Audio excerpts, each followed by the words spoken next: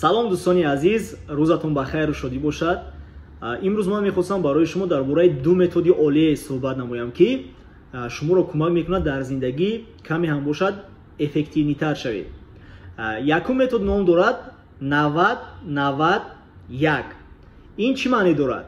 шумо бояд ки дар давоми 90 рӯз ҳар рӯз 90 дақиқаи яъне 1.5 соатӣ шахсияти худатонро болои як идея кор карданашро омӯзонед. сабаби асосие ки мо ба мақсади худамон расида наметавонем ин аст ки мо якбора шишта болои чанд кор мекунем ва дар охир ҳамин хел мешавад ки ягонташа дуруст успед карда наметавонем, дуруст то ба охир ба анҷом расонда наметавонем.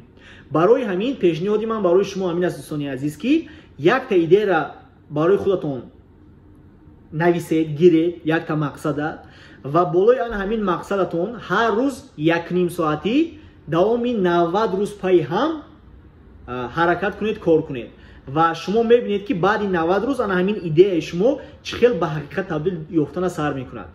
ин якум қонун буд.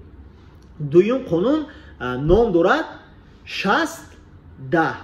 ин чӣ маъне дорад? ин он маънеро дорад ки инсоният ҳама вақт эффективни буда наметавонад. яъне мо шумо сраза пас таяна 3 соат 4 соат 5 соат ё ки 6 соат намедонам бе ягон истироҳат кардан наметавонем ки эффективна кор кунем. барои ҳамин як сухана ман мехоҳам барои шумо гап занам ки муҳим он нест ки шумо чӣ қадар зиёд кор мекунед. муҳим он аст ки дар байни ана ҳамин соатҳое ки шумо кор мекунед чанд соаташ эффективни аст.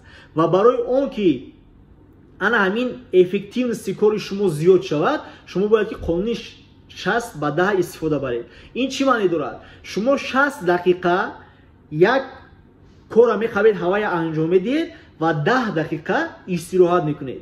60 дақиқа кор мекунед, 10 дақиқа истироҳат мекунед.